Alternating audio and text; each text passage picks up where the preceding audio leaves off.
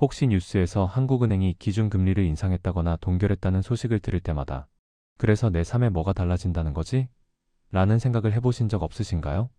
기준금리는 전문가들만의 이야기가 아닙니다. 당신의 매달 내는 대출 이자, 그리고 당신의 투자 수익률에 직접적으로 영향을 미치는 대한민국 경제의 가장 핵심적인 스위치입니다. 기준금리를 정확히 이해하는 것은 당신의 개인 자산을 지키고 늘리는 가장 기본적인 무기입니다. 오늘은 기준금리의 인상과 인하가 당신의 대출 이자와 투자 포트폴리오에 어떤 영향을 미치는지 명확하게 설명하고 이 변화에 현명하게 대응하는 재테크 전략을 함께 살펴보겠습니다. 먼저 기준금리가 무엇인지부터 이해해 봅시다. 기준금리는 한국은행이 시중은행들과 돈을 주고받을 때 적용하는 금리의 기준입니다. 쉽게 말해서 국가가 정하는 돈의 가격이라고 생각하면 됩니다. 만약 한국은행이 돈의 가격을 올리겠다고 발표하면 그것은 시중의 모든 금융기관이 돈을 더 비싸게 거래하라는 신호가 됩니다. 반대로 돈의 가격을 내리겠다고 하면 시중 금리가 낮아진다는 의미죠. 이 한국은행의 결정이 당신의 통장, 당신의 대출금, 그리고 당신의 투자 수익까지 연쇄적으로 영향을 미치게 됩니다. 기준금리가 인상될 때를 먼저 살펴봅시다. 한국은행이 기준금리를 올리는 주된 목적은 물가를 잡고 과열된 경제를 식히는 것입니다. 물가가 너무 많이 올라가서 국민들의 생활이 어려워지거나 자산 가격이 너무 빠르게 상승해서 경제 거품이 커질 위험이 있을 때 한국은행이 이 카드를 꺼내들게 됩니다. 기준금리 인상이 대출에 미치는 영향부터 생각해 봅시다. 기준금리가 오르면 시중은행의 대출금리도 함께 올라갑니다. 특히 변동금리 대출을 받은 사람들의 매달 이자 부담이 급격히 증가하게 됩니다. 당신이 지금 3%의 변동금리로 아파트 대출을 받고 있었다고 가정해 봅시다. 기준금리가 0.5% 인상되면 당신의 대출금리도 함께 올라가서 3.5%가 되는 것입니다. 1억 원을 빌린 경우라면 매달 수십만 원의 이자 부담이 추가되게 됩니다. 이것이 바로 기준금리 인상이 일반 국민에게 직접적으로 미치는 고통입니다. 하지만 반대의 관점도 있습니다. 기준금리가 인상되면 예금 이자도 함께 올라갑니다. 은행들이 사람들의 돈을 모으기 위해 예금 금리를 올리기 때문이죠. 그래서 안전하게 돈을 예금으로 묶어두고 있는 사람들에게는 오히려 유리한 시기가 됩니다. 금리가 높아지면 같은 1,000만 원을 예금해도 매년 받는 이자가 늘어나게 됩니다. 이제 투자 시장에 미치는 영향을 살펴봅시다. 기준금리가 인상되면 주식과 부동산 시장은 보통 하락 압력을 받습니다. 왜 그럴까요? 첫째, 금리가 오르면 기업들의 대출 이자 부담이 커져서 수익성이 나빠집니다. 돈을 많이 빌려서 사업을 키우던 기업들은 갑자기 이자 비용이 늘어나서 실적이 악화되고 그러면 자연스럽게 그 회사의 주가가 떨어집니다. 둘째, 그보다도 중요한 것은 투자자들의 심리 변화입니다. 금리가 높아지면 은행에 돈을 예금해도 꽤 높은 이자를 받을 수 있게 됩니다. 그럼 굳이 주식시장에서 변동성을 감수하면서 투자할 필요가 없어집니다. 투자자들이 차라리 이자 높은 예금에 돈을 넣는 게 낫겠다고 생각하고 주식시장에서 돈을 빼가는 것입니다. 자산을 팔아서 현금으로 바꾸는 사람이 많아지면 주식 가격은 자연스럽게 떨어집니다. 부동산도 마찬가지입니다. 높은 금리로 대출받기가 어려워지고 대출받아도 이자 부담이 크므로 주택 구매 심리가 식어집니다. 공급은 그대로인데 수요가 줄어들면 가격은 당연히 떨어질 수밖에 없습니다.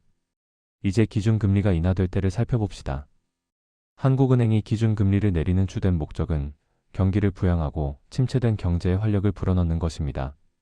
경제 성장이 둔화되거나 실업이 늘어나고 있을 때 또는 금융위기가 발생했을 때 한국은행은 금리를 낮춤으로써 경제에 숨을 불어넣으려고 합니다. 기준금리 인하가 대출에 미치는 영향을 먼저 봅시다. 대출 금리가 낮아져서 이자 부담이 줄어듭니다. 기업과 개인이 더 쉽게 돈을 빌려서 투자하거나 소비할 수 있게 됩니다. 예를 들어 금리가 낮아지면 신차 구매를 고민하던 사람이 이제 금리가 낮아져서 할부금이 덜 부담스러우니까 차를 사자 하고 결정할 수 있습니다. 기업도 마찬가지입니다. 낮은 금리로 돈을 빌려서 새로운 공장을 짓거나 기술 개발에 투자할 수 있게 됩니다. 반대로 예금 이자는 낮아집니다. 은행에 돈을 넣어도 받을 수 있는 이자가 너무 적어져서 은행 예금의 매력이 급격히 사라집니다. 0.1%의 이자로 1,000만 원을 예금해도 1년에 받는 이자는 1만 원 정도밖에 안 됩니다. 이런 상황에서는 현금만 보관하는 것이 손해가 되는 것처럼 느껴집니다. 그렇다면 투자 시장은 어떻게 될까요? 금리 인하는 주식과 부동산 시장에 상승 압력을 가져옵니다. 예금의 매력이 떨어지니까 투자자들이 차라리 더 높은 수익을 찾아 주식이나 부동산과 같은 위험 자산 시장으로 돈을 옮기게 됩니다. 은행 이자로는 인플레이션을 이길 수 없으니까 차라리 주식에 투자하자는 심리가 생기는 것입니다. 또한 금리가 낮아지면 기업들이 저렴한 이자로 돈을 빌려서 사업을 확대할 수 있게 되고, 그러면 기업의 실적이 개선되어 주가가 올라갑니다. 부동산도 마찬가지입니다. 낮은 금리로 대출을 쉽게 받을 수 있으니까 주택 구매 수요가 늘어나고 가격이 올라갑니다. 이제 기준금리 변화에 현명하게 대응하는 구체적인 전략을 함께 생각해 봅시다. 기준금리 변화는 위기가 아니라 준비된 사람에게는 기회가 될 수 있습니다. 대출을 받고 있는 사람이라면 금리 인상기에 어떻게 해야 할까요? 변동금리 대출을 받고 있다면 고정금리 대출로 갈아타는 것을 진지하게 고려해야 합니다. 현재의 금리 수준이 언제 다시 돌아올지 모르기 때문입니다. 금리가 더 올라가기 전에 미리 고정금리로 변환해서 앞으로의 이자 부담을 확정시키는 것이 현명합니다. 물론 고정금리로 변경하면 현재의 변동금리보다 조금 높을 수 있지만 기준금리가 계속 올라가면 결국 그 차이가 메워질 것입니다. 반대로 금리 인하기에는 어떻게 할까요? 이것은 기회의 시간입니다. 첫 번째 전략은 낮은 금리를 활용해 추가 대출을 받고 투자를 하는 것입니다.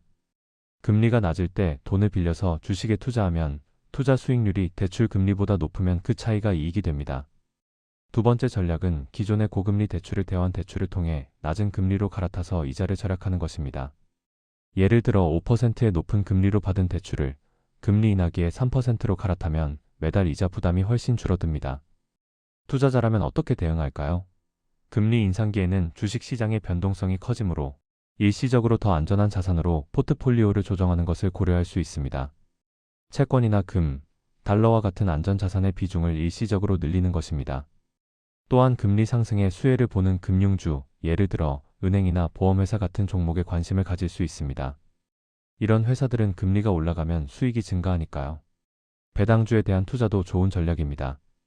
금리 인하기에는 투자 전략이 달라집니다. 위험 자산의 매력이 높아지는 시기이므로 성장주나 기술주처럼 금리가 낮아졌을 때 기업 가치가 빠르게 상승할 수 있는 종목에 대한 투자 비중을 늘리는 것이 유리합니다. 금리가 낮으면 기업들의 대출 이자 부담이 줄어들어서 수익성이 좋아지고, 특히 아직 수익이 많지 않지만 성장 잠재력이 큰 기술 회사들이 더 빠르게 성장할 수 있기 때문입니다. 기준금리는 단순히 경제 뉴스의 배경 지식이 아닙니다. 기준금리는 당신의 지갑 사정과 투자 계획에 직접적인 영향을 주는 핵심 요소입니다. 기준금리의 움직임을 읽는 능력은 곧 시장의 흐름을 읽는 능력과 같습니다.